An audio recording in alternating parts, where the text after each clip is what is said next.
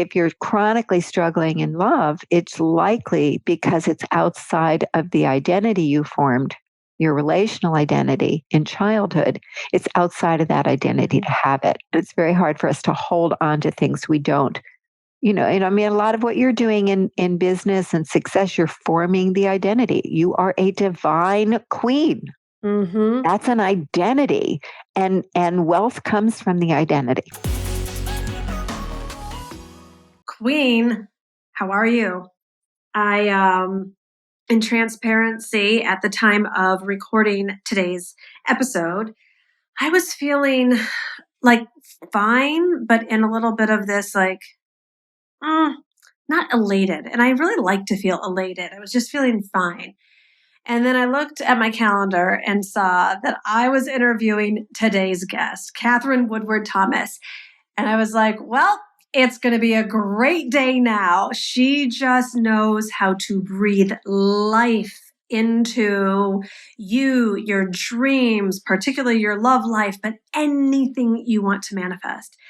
And this conversation, it's just going to bless you in the biggest ways. So I want you to just give yourself these moments and these minutes to soak in her wisdom, her heart, her high vibration, her limitless realm of possibility.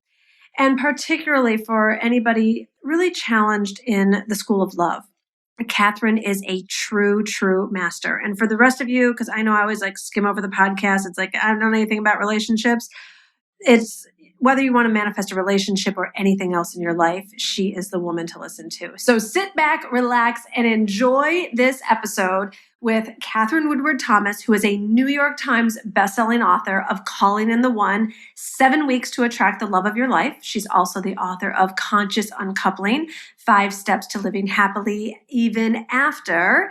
And she's also an award-winning psychotherapist and landed at #1 on the Billboard charts in the jazz category as a singer-songwriter. This woman knows no limits. Katherine is a teacher to thousands from all corners of the world in her virtual learning communities, including the Conscious Uncoupling Quest with Mind Valley, and she's trained and certified hundreds of people as coaches of her work. So, enjoy. Divine Living Queens, you are just going to be so delighted with our guest, with our topic, and with the depth of wisdom that is about to just pour into every cell of your being and, more importantly, your love life. Katherine Woodward Thomas is here. Katherine, thank you so much for gracing us with your presence. Oh, Gina, thank you. It's a joy to be here with everyone to talk about love and how to create magic in that realm of our lives. Oh, goodness. Well, I know our Divine Living Queens are just going to be so thrilled about this because I don't talk a lot about love. We talk about a lot of subjects here at Divine Living, manifesting and the wealth creation process and spiritual stuff and lifestyle. And for those of you that don't know, not only the reason that I was able to call in my soulmate, but keep him, more importantly, is because of Katherine Woodward Thomas. And, Glenn has always, people ask, how's Glenn? And I say, he's the easiest part of my life. So there's nothing to talk about. I never do podcasts on love. So for all of you that keep asking about the real depth and the mastery around it, you are with the woman you need to be with. So Katherine, I recommend Calling in the One to all of my people. It's in all of our course programs, in the A-list accelerators before they begin the reading list. This is what you should read, because whether or not you're looking to call in love, it's such the course on feminine mastery, in my opinion. And you rewrote this best-selling book. Talk to us about this. Well, so Calling in the One, first of all, I wrote Calling in the One because my love life was the hardest part of my life. Okay. So I think that's what qualifies me. So even though I've got, all of these credentials, my true credential is that I suffered with terribly painful, disappointing patterns in this area. And it was something that I just so yearned for because I had a childhood that was extremely chaotic.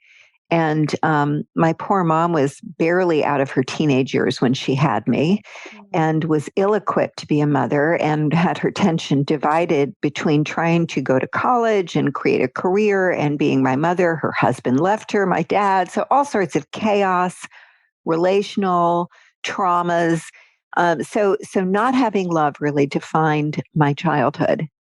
So it was double important for me to find love when I became an adult. But of course, those of us who've been through relational traumas of our childhood know that that actually sets us up for trouble in our adult relationships. And of course, I was kind of a poster child for that with just one heartache after another. I had a particular pattern, Gina, of unavailable people, and that looked like married people constantly, like one married man after another. Sometimes I'd fall into the pit and then I'd hate myself for, being the other woman and, go through all the suffering that entailed and lose self-respect and, be villainized by other people and, just all sorts of karma, negative karma being created by that. But married people, engaged people, alcoholic people, commitment phobic people.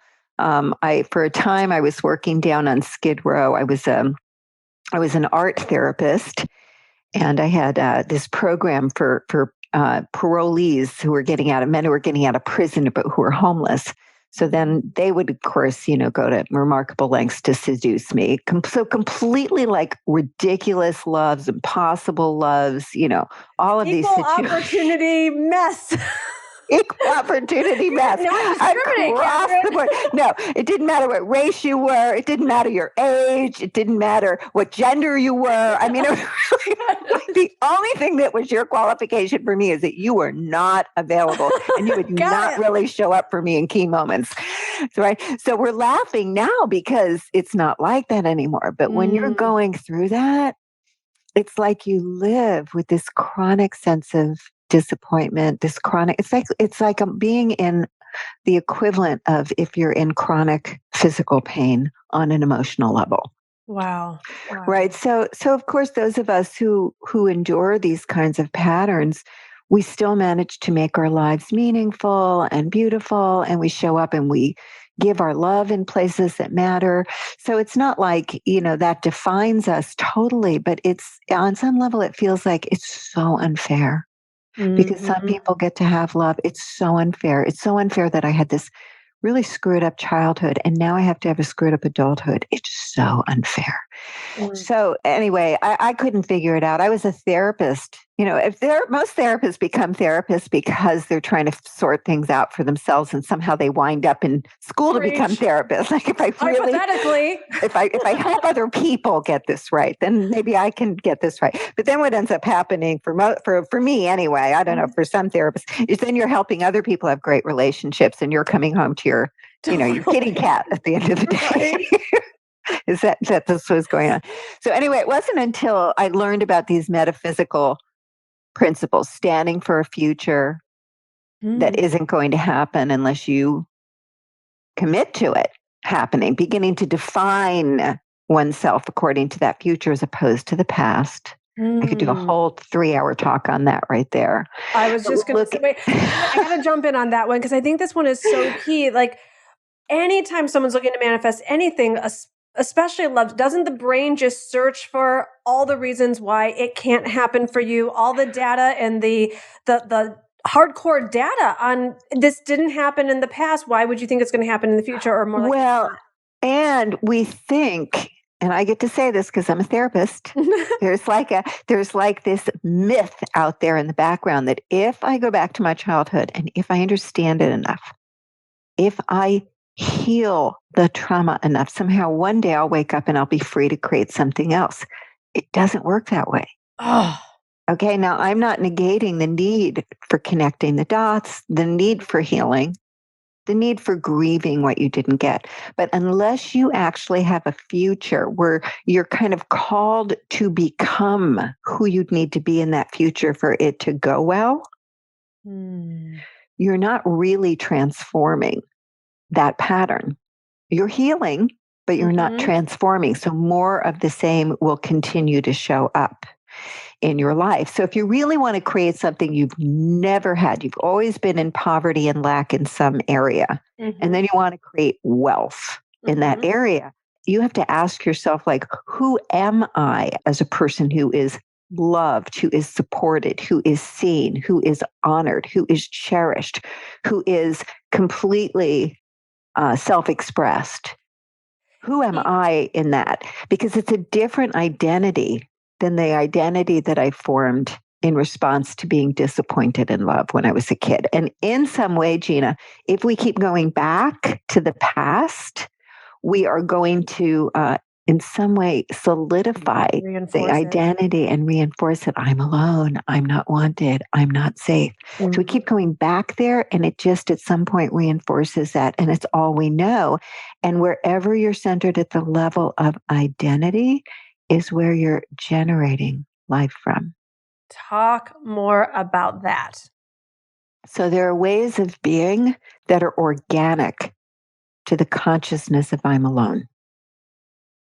I'm self-sufficient, up the yin yang. I'm much more comfortable with giving than receiving. I avoid conflict like the plague because I assume it's the beginning of the end. Right? So all of these ways of relating. So I can go back and heal the fact that my mother left me in the crib crying for hours at a time. Nobody was really there for me. I can feel the grief of that. I can heal that. I can even, feel sad for that part of myself or connect with that little younger self and send love to that self.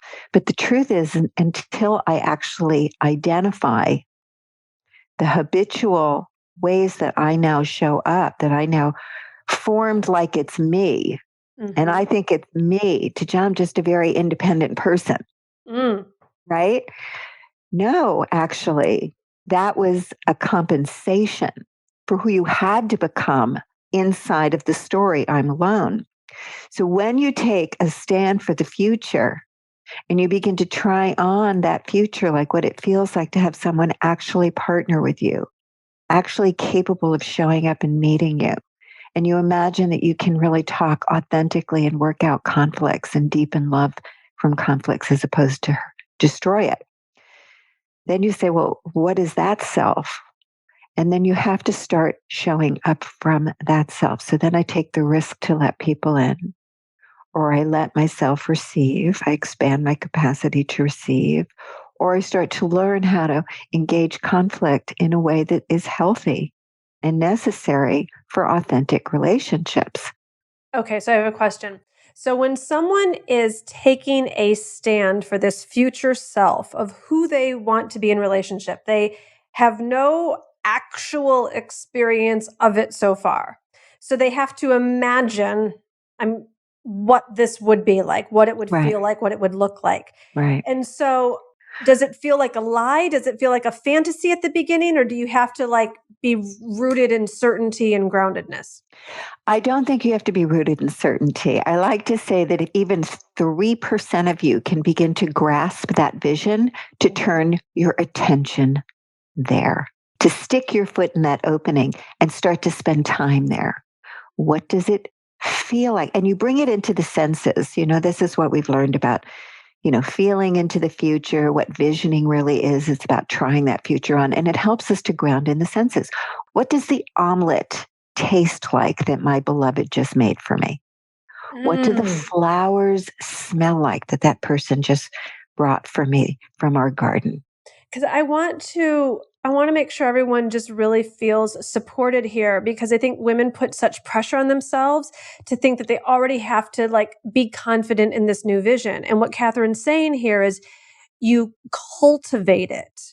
You develop that confidence and that certainty starting with a 3%. Well, and I think, this is the dilemma that we're in, is that people just say, well, you just have to believe it. But, how do you believe it if you've never had any evidence of it? And as a matter of fact, if you've collected a lot of evidence to the contrary. Exactly. So this is the key. The key is to start to see yourself as the source of the evidence. Say this again. Okay. So the key to emancipation, to liberation, is actually seeing yourself as the source of the pattern. Now, that in some ways seems like an assault or like, hey, it's not my fault that, all men are narcissists or, that there's this oppression in the culture or that there aren't enough good black men out there because of how society puts so many black men in prison. Like there are things in the world, and I'm not negating the challenges, the obstacles that are in the world. However, what I am inviting us to do is to kind of press the pause button on those conversations and look from the perspective of I am the cause of my life. I am the cause of my experience. Because it's inside of seeing clearly that, inside of this I am alone conversation, that was the meaning I made in response to the neglect I suffered. Like the neglect happened. It wasn't my fault. I made the meaning I'm alone. And then I have grown myself in that direction. And I show up now in my adult relationships, very quick to close my heart when somebody disappoints me, kind of cut them off rather than move towards them to do what we call relationship enhancement. I'll move into self-protective mode, right? You narrow it down to that moment. And you see, wow, well, if I'm walking around with that level of self-protection, or if I'm walking around and nobody can really find their way in, they say, how are you? I say, I'm good. How are you? Tell me all about you. Nobody can get in, or there's some way that I'm off-putting energetically, just a little defended. People will try, but then they'll give up. So I'm actually causing my own aloneness. So on a conscious level, I want love. I'm sad that I don't have it, but I'm literally generating my own aloneness. So it's in seeing that clearly that then we can say, what is really true about this idea that I'm all alone? Well, that was just, a 2-year-old who interpreted like that. The truth is, I didn't come to the planet to be alone. I have a desire for love, and I have the power to create that. I have the power to learn how to create relationships that are rich and true and honest and committed and loyal. I know how to learn. I can learn how to do this too. So right? we're the That's source truth. either way. We're the source of our lack and we're the source of our abundance. Yes, thank you. And so then we say, well, how are you going to generate that? Well, when somebody disappoints me, my instinct is to shut down and go into self-protective mode. F you, I don't really need you anyway. But what I know that cultivates relationship is to pick up the phone instead and say, look, I'm hurt about this and you matter to me. So I'd like to see if we could work this out, please. Right? Like just that simple choice, that level of self-conscious self-awareness where you know what you do that's generating your own aloneness and the ability to make a different choice opens up a whole universe. Suddenly that 3% is going to go to 7%. Oh, I get it now. I really do. And that because something happens in that exchange. And what happens is generally love will deepen. Oh my gosh, honey, I didn't understand that about you. I'm so sorry I hurt your feelings. Here, from now on, I'm going to do it this way instead. Does that work for you? 7%'s gone to 14%. That's where you start to build the consciousness. So the reason why it's hard for us, well, just you got to believe it's true, is because we're not aware of how we ourselves are generating the experiences that we are having. It's amazing to me how grown, educated, well-meaning, spiritually connected adults are so, and I say this in compassion, I say to my about myself and others, like, it's the simplest communication that feels the most difficult. And like, I think it's just amazing how much adult interaction is like a bunch of 4-year-olds wandering around, getting their feelings hurt and not having the tools. Yeah. And so, what's happening, it's interesting because we're at this very amazing time in our own collective evolution where we're moving from hierarchical relationships where, you had the model of the 60s, for example, or the 70s, where you had the breadwinner, and then you had the person who's like supporting that person. And really it's about that person who's out there making the money. So we've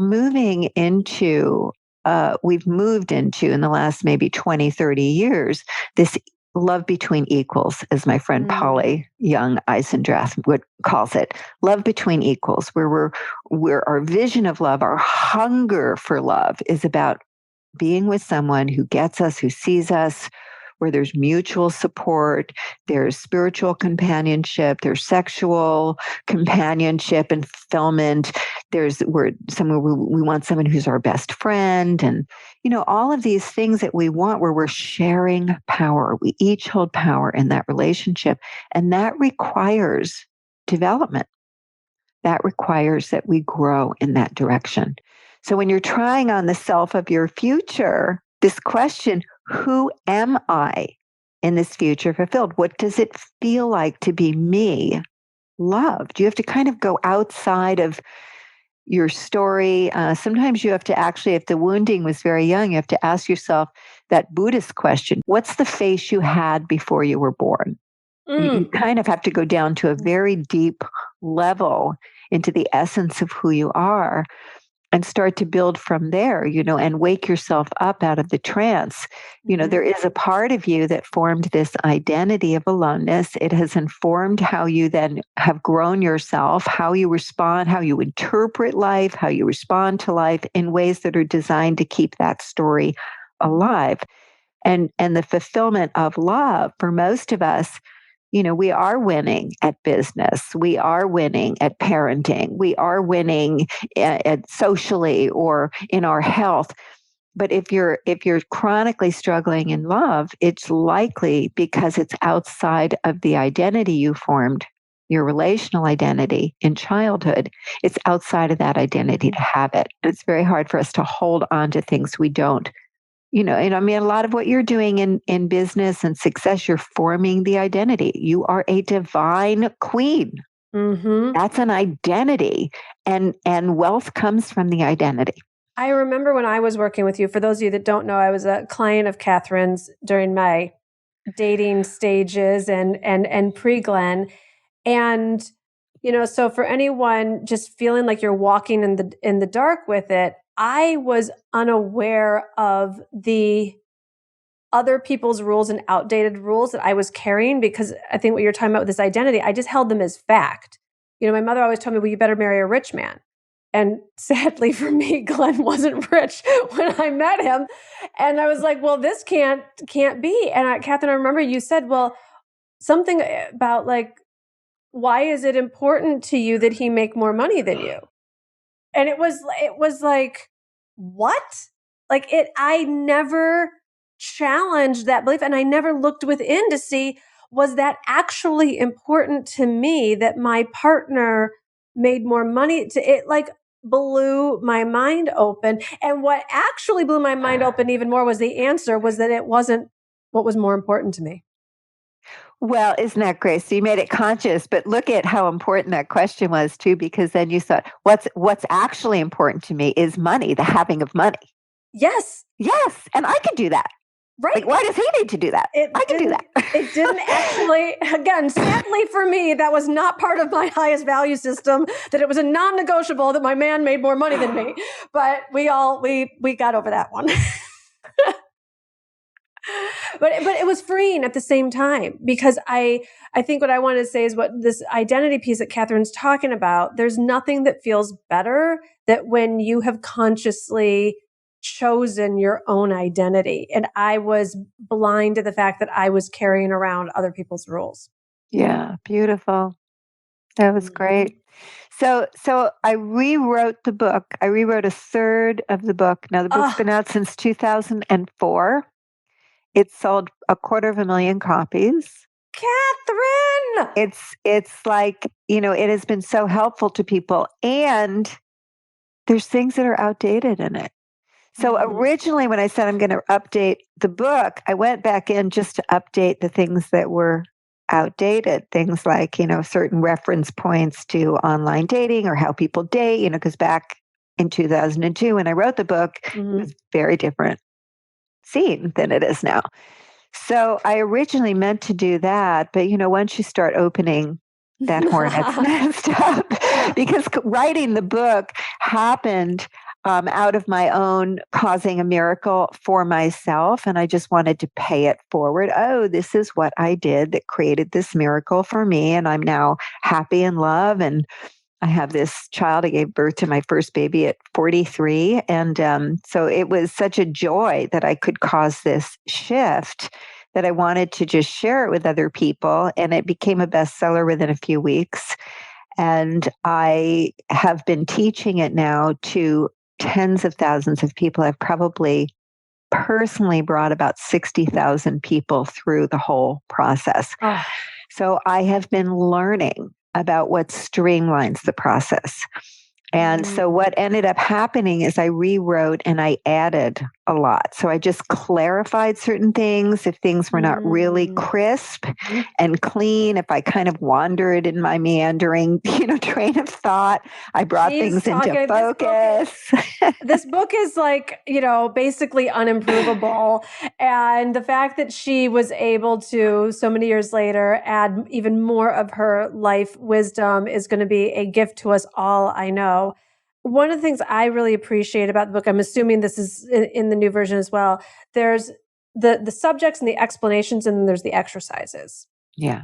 And that, for this subject that can be so kind of ungrounding, like the exercises, they'll just bring it into your psyche and your body and your soul. And I don't know, have a very big subject feel very manageable. Absolutely. It's broken down into what I call lessons, 49 lessons, where we're looking at just a sliver today, just a sliver. What are the parts of yourself that you have disowned that need to be reclaimed? Or another day, which has to do with how have you internalized the worst of your parents, and how are you treating yourself in ways that are kind of the worst of your parents? What would it look like to treat yourself differently? It's really kind of breaking self-love down into, what exactly are you feeling? How do you increase your emotional literacy? What's the commitment that you want from another? Have you made that commitment to yourself? How to do that? So each day focuses on a piece of the pie. The new book, I've also trained hundreds of coaches. So I've become so clear about how to fast track transformation that I had the wonderful task of taking, because the book has a certain magical quality to it too. So it's kind of scary getting in there. I mean, I wrote the book very prayerfully. Very prayerfully. What do we want to say? It's a very spiritual process to write the book. So to rewrite the book was a little scary because I didn't want to mess with the magic. Because people write me all the time. They say, I just bought Calling in the One. I put it on my bedside, and suddenly a boyfriend from 5 years ago who I've never been complete with called me the next day to apologize. I mean, it's just that kind of magic constantly. So I wanted to streamline without taking away the magic. So I think I was successful in doing that. I'll wait to hear from readers on it. But I'm really proud of it. Now it feels congruent and consistent, and the best of what we've really developed here in the last couple of decades. Amazing. What's the main piece you want readers to take away from the book? Well, I think when people get to the end of the book, they go, "Oh, I get it. Calling in the One was calling in me." Because you have to really, your relationship with yourself is the most important relationship, and your relationship with others can't actually be better than your relationship with yourself. But I don't think that most people who kind of know that they need to become, better at self-love, I don't think people know the roadmap to that. Right. I think that it becomes almost like, I remember being single and people saying, well, you have to love yourself before you can love another. And I would be like, oh, F you, really? Thank you. Like, how do you love yourself when you haven't actually been loved? How do you love yourself? And you have this impossible mountain to climb before you can be loved by another person. It just seems like, oh, I've got, 20 years of therapy ahead of me before I can do this. Calling in the One breaks it all down. Breaks it all down. By the end of the book, whether or not you have the one in your life will be radically transformed for the better. People go back to college, they adopt children, they lose 50 pounds, they do all sorts of things just from getting into integrity and alignment with the highest and the best of who they are. Well, Katherine's work, like I said, I met Glenn and I started dating in 2004 when the book came out. So I breezed through it from that aspect, but I deepened into it. All of Katherine's work to me is about powerfully manifesting. So entrepreneurs out there, don't think I don't need to, I already have my partner, get this book, because if you want the feminine way to manifest, this isn't about hustle and massive action. I'm sure you've already gotten that vibe here. This is about deep, soulful, feminine, miraculous vortex that you cannot do on your own without the spiritual realm manifesting. Yeah, thank you, Gina. It's kind of getting into the magic lane of life. Yes. Oh, I love that. So what's, give us a little sneak peek. What's your favorite part of the new book? Oh gosh, I'm in that bliss state. First of all, let me just qualify this because I'm the first one to tell you if I've missed the mark on something. I'm pretty transparent about it. So I'm very fluid when I've really got it right. So the whole thing is amazing. I think it is kind of. I just open it up wherever I am. I'm like, oh, this is actually really good. I did that with conscious uncoupling too. Afterwards, I was like, wow, I hit it out of the ballpark. I think we have to celebrate ourselves when we got it right. I've been really working on this book now for 20 years, working with thousands and thousands of people. So I think that it's pretty magical. And I do think that it explains the process of transformation across the board. You could read it and substitute money. You could read it and substitute health. You could read it and substitute, great relationships across the board. You could be married and having a troubled relationship, and you can bring that relationship into and read it from there. Some of the churches of the Science of Mind have actually used it as one of their textbooks to train practitioners, because it's really about possibility consciousness. What's the future I'm standing for? What's the mindset of how I get from here to there?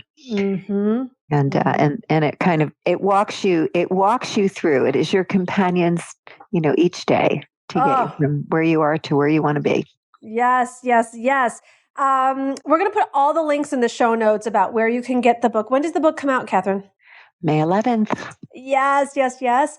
And I believe you have some other ways that people can participate with you to deepen in the work. I'll let you share what those are. Well, we do have a book study coming up. We have some celebratory things that we're creating. So I'm going to make sure you have all the links to those so that we can just invite people to whatever they want to participate in. Yes, yes, yes.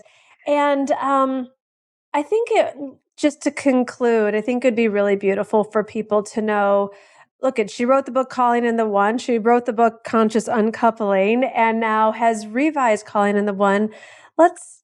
Let people in on the bliss state that you're in your relationship. Yeah, thank you. Calling in the One was written because I called in my first husband, Mark, and we had our daughter, Alexandria.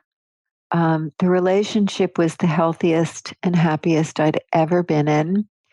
And as happens with about 50% of marriages, we ended up getting divorced after a decade. And that was, of course, a big professional shock.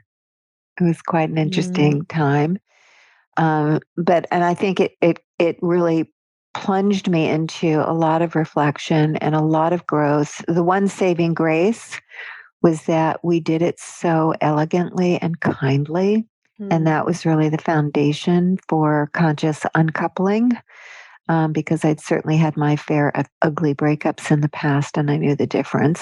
So I wrote about it, and I created this model that has been, fortunately very impactful in the world. And then after a few years, I decided I wanted to call in the next one, and went through. It's interesting because I think, whenever we go to create something new, it's normal to have doubt. I just want to normalize that. Like, gosh, could I really do that? And we all have our reasons why that couldn't happen by now I'm in my 60s. That was my big reason the second time around. Oh, gosh, how many good men are out there? All the good ones are taken, all of that kind of. But I just set an intention, Gina, and I stayed true to that intention. I love Michael Beckwith's quote, be true to your dreams. Don't look for your dreams to come true. Look to be true to your dreams. Yes. Right. So to generate that future, stand for that future, show up in alignment with that future, do whatever you can do. That's your next step to create that possibility. And I think that, when we show up that way, I think it tickles God and kind of tempts her to intervene a bit. And we enter into that realm of magic. And I'm with this lovely man now, and he is, we have the most delicious relationship. We've been together for 2.5 years. We live in this beautiful home up in Berkeley. And I would say our relationship is characterized in large part by laughter. Wow. In large part by laughter. We are like kids. We laugh all the time. There's this deep level of acceptance, and it's not because he's the perfect guy and I'm the perfect woman. So there's something even really beautiful about how imperfect we are, and we are in our, in the last third of our lives. So I'm in my 60s, he's in his 70s. We get hysterical laughing about things like forgetting things, or I say, nobody tells you how much fun this is, like how hysterically funny it is to do all this stuff. And then you get in the car and, I left it in our bedroom. Like, it's just ridiculous and endless. And, so it's super fun. And I think Calling in the One is really at this point is a field, because there's so many thousands of people who are in it. It's about the reclamation that we have the power to create magic. Yes. We have the power to create miracles. All miracles are co-created. And it's also in service to the awakening of our power to not just be reactive to how things are, but to generate a future that we want for our lives, ourselves, for our families, for our world. Well, I cannot wait to get my hands on this book. I've obviously devoured the first one, and look who wants to come say hello. Well, baby love, it's Katherine Woodward Thomas. Catherine, how are you? Look, of course, Glenn. Come in at the. There's show. the man. Get close to the microphone. There he is. Come say hi. Doing a podcast? Yeah, we are. We are. Actually. I didn't know. So this is my anti-brand husband, who just always finds the perfect time and way. I'm not sure that you all understand how important Katherine Woodward Thomas is to Gina and Glenn. She was an amazing person in the beginning of our relationship. We were running into some, I don't know, maybe rough spots. Could call it that. I'd stare out the window, she'd talk, and Katherine would say, "What's up, Glenn?" But I will say the most beautiful thing that you said to me, and I've never forgotten it. Glenn, just love her. It's very complex. And I've never forgotten that. It's made all the difference in the world in a relationship. So my hat is off to you, Katherine. Thank you, Glenn. It gives me tears. Thank you. Yeah. What I remember from that time is, because I was so sure how right I was. Katherine, you identified Glenn's intuition. You said he has quite an intact intuition. I was like, what? Him? Alpha male? And that has remained to be true. And I've learned to trust that and remembered that throughout the years, that his intuition is also spot on. So wow. you Never that. forget you being involved with our relationship made all the difference in the world. And I really will never forget that. Never forget that. Thank you. Oh, I'm glad I popped in. Yeah. Can I just get your wallet? And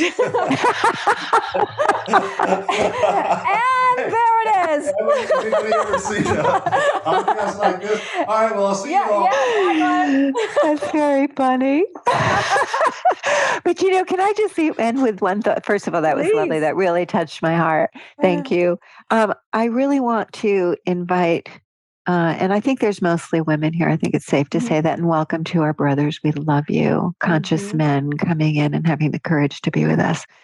I think it's very important that we really examine this myth that we have inherited from our mothers and our grandmothers, that the men need to make more money than us. And I think that a lot of us are hung up on this.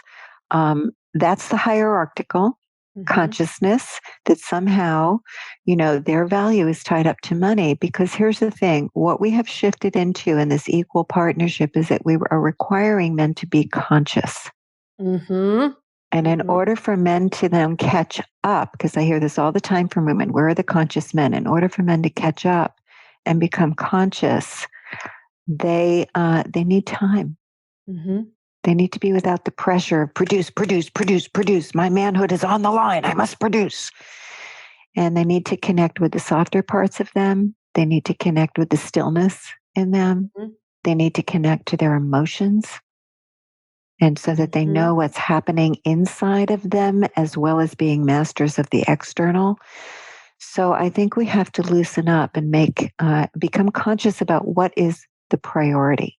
For me, the priority is a man who's conscious, who can really meet me emotionally, who can hear what I'm saying, who can reflect on his own experience, where he needs to grow, articulate that, where he can show up and care for me without that being, somehow emasculating because I have a call for 5,000 people that night, and he can serve me. So I think these things are very important. So obviously, we want men who have money handled, right? You can say that. I want men who have money handled. They have money. They're responsible fiscally. They're self-responsible. You can say a man who takes care of himself. But this other myth, really examine it. Like, what's really most important to you? So that's part of what you're talking about when you're sharing about your own journey, Gina. And I just thought that was a perfect model. Perfect moment to model that. Oh, so good. So good, Katherine. It's always such a divine pleasure to have you here on the podcast. You're welcome anytime. Ladies, go buy this book right now. Links are in the show notes. Be a part of anything and everything Katherine offers. Your life will be enriched. So whether it is the book club or whatever she's got going on, her programs are all amazing. I've learned from them all throughout the years. And Katherine, thank you again so much for your time. Thank you, sweetheart. Lots of love. Lots of love. Told you you'd love it. And how about Glenn's little cameo appearance there at the end? If you're not watching this on YouTube and you want to catch it there, you can actually see the video of it. But thank you so much for showing up for your dreams, showing up for your love life, showing up for totally falling in love with you. You're amazing. And I want you to love yourself the way you want to be loved. I want you to love and take a stand for your dreams as much as I know that you love those dreams inside of you.